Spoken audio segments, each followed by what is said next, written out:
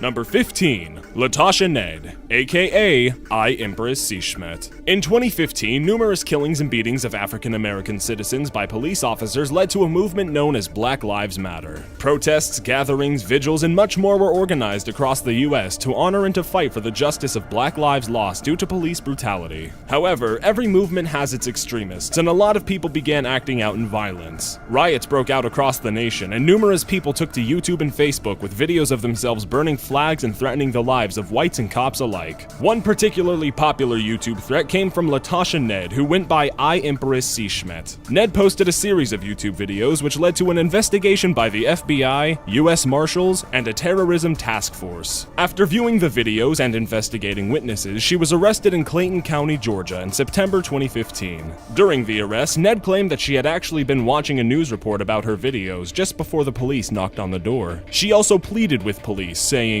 "This is about a YouTube video? I've seen worse on YouTube. All I said was defend yourself against people who want to kill us. That's all. I never said anything more than that." The Clayton County police chief argued that her videos were more dangerous than she would lead them to believe in her plea. A lot of people talk on the internet and on YouTube, but most people don't make threats against segments of the community. It's also the reaction she solicits, or anyone solicits, from people who may be listening, he said. Ned has been charged with terroristic threats and transmitting those threats through social media. Number 14. Weed Farmer. The 46-year-old William Bradley claimed to have terminal cancer after he was busted on drug charges as a result of posting videos of his marijuana crops. The 7-minute-long video titled Hope Garden was published in January 2014 and featured Bradley walking through his crops, explaining that he had cancer and he wanted to share his buds with everyone. I'm hoping I can make this video because I want to give this extra medicine I have away. I want to be able to give it to people that have terminal cancer like I do.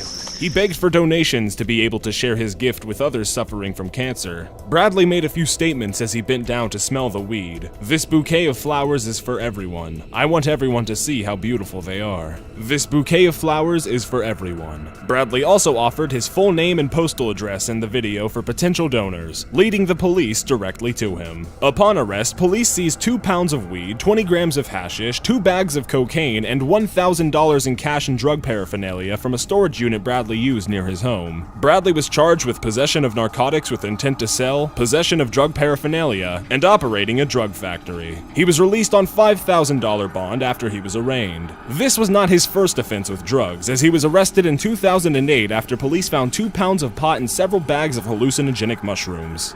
Number 13. YouTube prank gone wrong.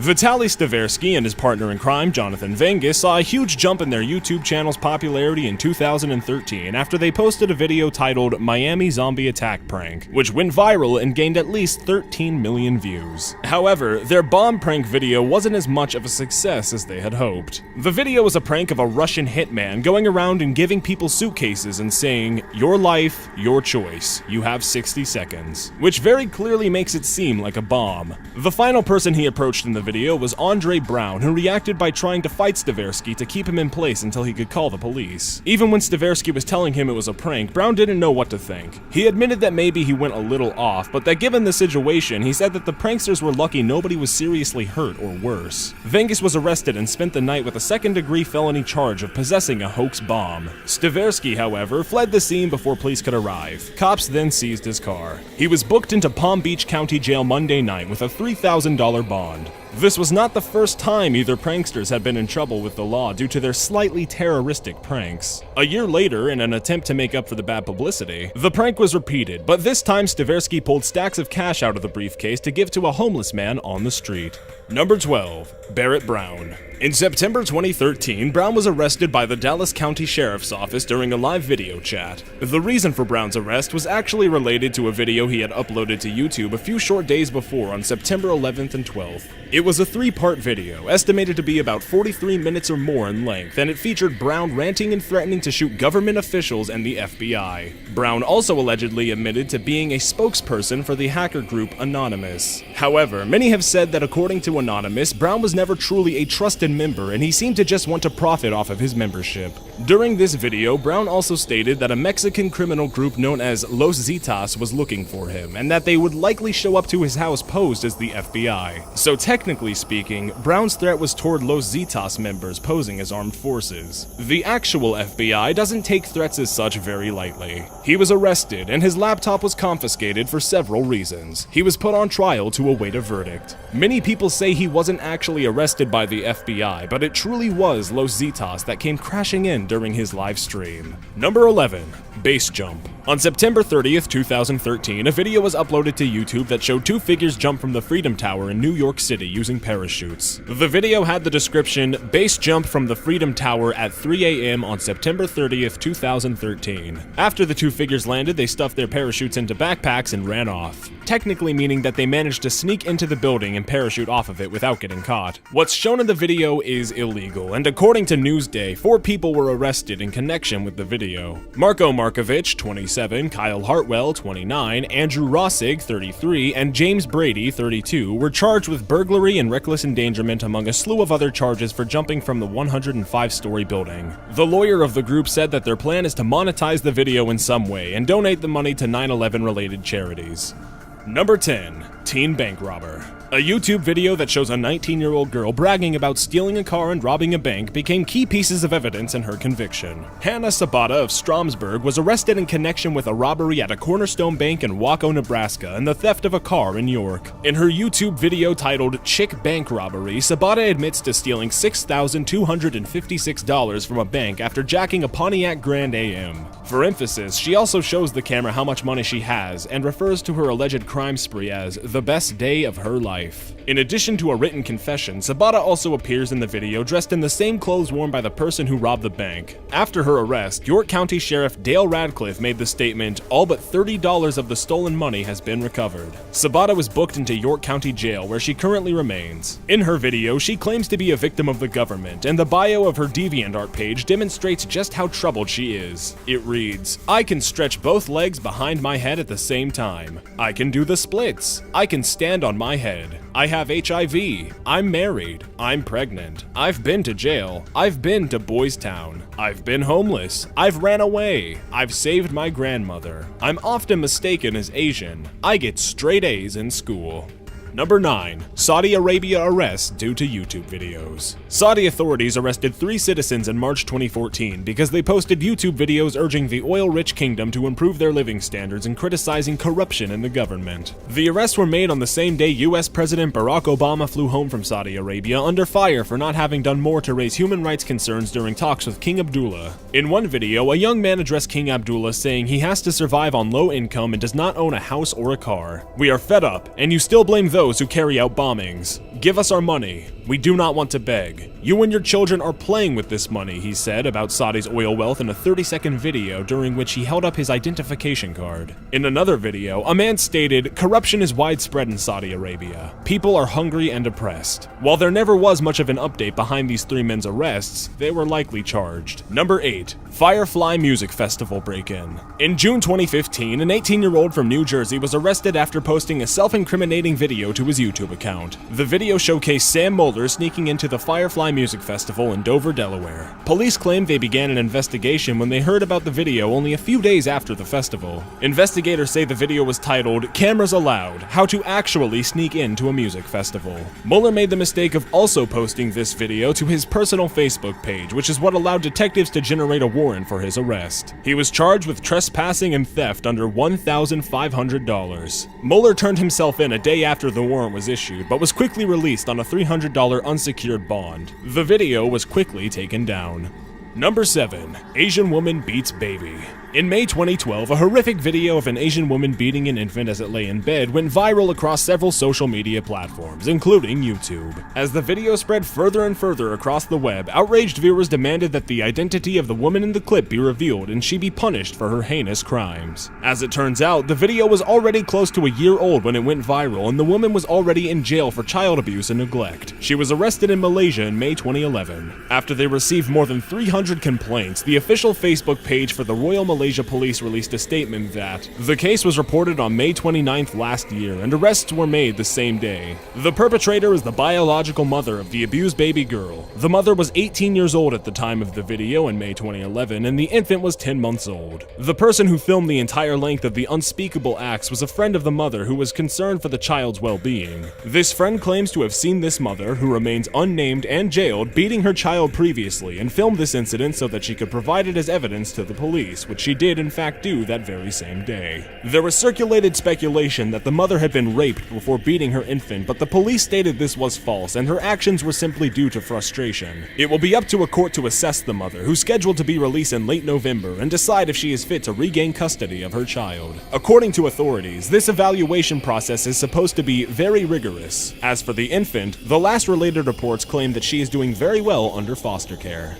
Number 6. Student arrested for terrorizing school with phone app. In September 2013, a 15-year-old student of H.L. Bourgeois High School was arrested for allegedly terrorizing his school with a phone app. The app, known as The Real Strike, utilizes the camera on a smartphone to superimpose a picture of a gun over the live feed video. Whatever the camera phone points towards shows up on the screen with a graphic of a gun pointed towards it. The user can then use the app to simulate a mock shootout and can record and share the results. You can turn your iPhone to make it really take effect. You can also shoot this once, of course. And if you want to reload, even though I've got 64 rounds on the bottom left, I can just shake my iPhone and it's going to reload. Nice reload on this. The student used his phone at school to record some of his classmates, allegedly making a video of a mock shootout at school. He took his phone home and uploaded the video to YouTube. He was charged with terrorizing and interference with the operation of a school. Obviously, no one was hurt by this app, but it was still considered a serious threat of terrorism. Many police officials claim that they have to take it seriously because it could have eventually inspired him to make the game a reality. The student did mention to the police that he used the game as a way of venting frustrations from being bullied, which was an immediate red flag to them. Any actual sentencing related to this case was never made public, even the student's name was never released. However, Louisiana terrorizing is punishable by a maximum of 15 years in prison with or without hard labor and up to $15,000 in fines. Unlawful disruption of the operation of a school carries a minimum sentence of 1 year in prison and a maximum of 5. A maximum combined sentence, if convicted, would be 20 years in prison. Number 5. Walmart fight. In June 2015, a video went viral of two women fighting in a Walmart shampoo aisle. One woman in the video was identified as 34-year-old Amber Stephenson. The other woman involved in the fight was Rebecca Mills, who at the beginning of the video was cruising the aisle in a motorized cart. The employee nearby at the time stated that she was restocking shelves and shopping carts full of merchandise were in the aisle. The employee said Mills struck the cart with her motorized cart, then Mills began to yell at her. After some verbal insults, Mills got out of the motor cart and began physically fighting with Stephenson, who can be heard telling her 6-year-old son to hit Mills. Punch her in her face! Johnny, punch her in her fucking face! Come on, man. Punch her in her face! The boy can be seen hitting Mills with fists and a shampoo bottle. At one point, the boy yells at a group of onlookers, saying, "Do not even tell me what to do." During an interview, Mills explains that the fight started because the employee gave her a dirty look. Stephenson was charged neglect of a dependent and contributing to the delinquency of a minor, a level 6 felony and a class A misdemeanor. Number 4. Public child beating. In February of 2013, a video began circulating of a child being beaten in the streets of Newark, New Jersey. This allegedly led to 3 arrests of those involved. The video shows a young boy who is forced to get naked and is then beaten in the middle of the street. The video was quickly removed from YouTube after gathering more than 40,000 views, but mirror copies do exist, although they're hard to find and even harder to watch. As one individual charged with the beating explains late in the clip, the beatdown was over the victim's father owing another man $20. The 3 charged have not been identified, but reports claim that one of the boys arrested is a 19-year-old and that the other was the cameraman. Number 3. Dog abuse video. In October 2013, a video of a German Shepherd was uploaded to Facebook with the title, "Dog Abuse, Help." The video was brought to the attention of Lollipop Farm, a humane society of Greater Rochester. Humane Society law enforcement officers obtained the original unedited video file and interviewed witnesses to identify the man and dog depicted in the video. Officers then arrested and charged Brett D. Neal with misdemeanor animal cruelty. Once identified, Neal cooperated by providing a statement to officers and bringing Princess, the dog, to Lollipop Farm to be examined by veterinarian staff. Princess was cared for at Lollipop Farm and was examined by the veterinarian staff at the Humane Society to gather evidence in support of the investigation. At the time of this video's popularity, Princess was currently not available for adoption, but was more than likely put up for adoption shortly after the trial that resulted in heavy fines for Neil. Number 2. Tree murder. There's not much information behind this man's arrest. He uploaded this video explaining that he had a passionate hatred for his neighbor's tree because it obstructed his view and was generally in his way. He created a concoction of gasoline and various other dangerous chemicals. He then snuck into his neighbor's yard, dug down to the roots of the tree, and poured the elixir over the roots and into the ground. He was apparently arrested for malicious damage of another person's property. Either way, this was a bit much to do for a tree. He likely faced some pretty heavy fines, and even jail time if he couldn't cover those fines. Okay, that about wraps things up for what I can do today. I only need to recover the hole now, which I will do quickly, and I might use one of Di's plans for this. I don't want to get my hands dirty, you know, Number 1. Happy arrest. In mid-May of 2014, a group of 6 young Iranians were arrested as a consequence of a YouTube video they posted. The video featured 3 men and 3 women without hijabs, a traditional head covering in Middle Eastern culture, dancing to the hit song Happy by Pharrell in an apartment and on a building rooftop. It quickly went viral after only a few short weeks and reached about 200,000 views on YouTube. There was no official report as to why these teens were arrested. However, people have their suspicions that it had more to do with Iranian morals than actual law. An Iranian freelance journalist based in Washington, D.C. reported that she wasn't surprised that the 6 people were arrested. When she first saw the video, she thought it was dangerous to upload it online, considering its content. Not wearing hijabs, dancing, boys and girls together, that's 3 big red flags, she said. One of the women featured in the video told Iran Wire, an independent English language website, that the group made it to tell the world that the Iranian capital is full of lively young people and change the harsh and rough image that the world sees on the news. However, these arrests actually led to the opposite opinions being generated by the public. All of the young adults were eventually released, but there never was a firm explanation for their arrests. And while the original video was privatized, there are copies across the web for viewing. Got an idea for a top 15 list? Submit it at top15s.net/submit. Be sure to subscribe for future videos. Thank you all for watching. Also, if you want more of me, the narrator, personally, you can head on over to my channel at youtube.com/WeeGPlays, or just check the description down below to get a link to it directly. Did Mummy think that I just ate? 10 days, get them now, you fat, ungrateful, sluggish sow! I hope to see a few of you over there. But for right now, once again, thank you all for watching.